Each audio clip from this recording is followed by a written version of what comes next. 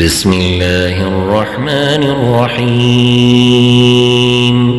والمرسلات عرفا فالعاصفات عصفا والناشرات نشرا فالفارقات فرقا فالملقيات ذكرا عذرا أو نذرا إنما توعدون لواقع فإذا النجوم طمست وإذا السماء فرجت وإذا الجبال نسفت وإذا الرسل أقتت لأي يوم أجلت ليوم الفصل وما أدراك ما يوم الفصل ويل يومئذ للمكذبين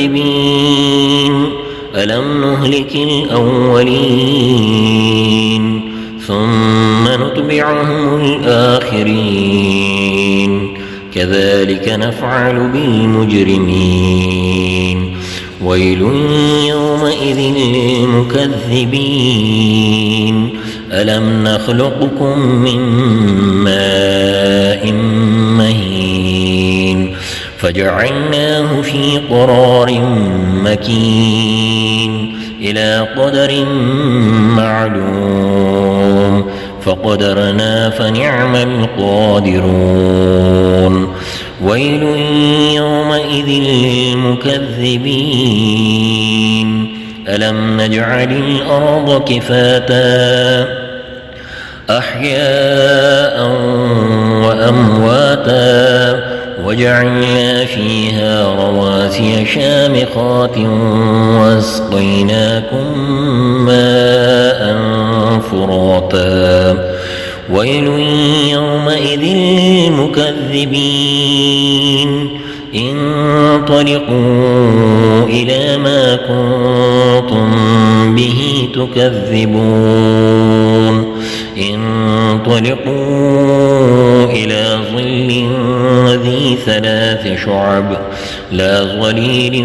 ولا يغني من اللهب إنها ترمي بشرر كالقصر كأنه جمالة صفر ويل يومئذ للمكذبين هذا يوم لا ينطقون ولا يؤذن لهم فيعتذرون ويل يومئذ للمكذبين هذا يوم الفصل جمعناكم والأولين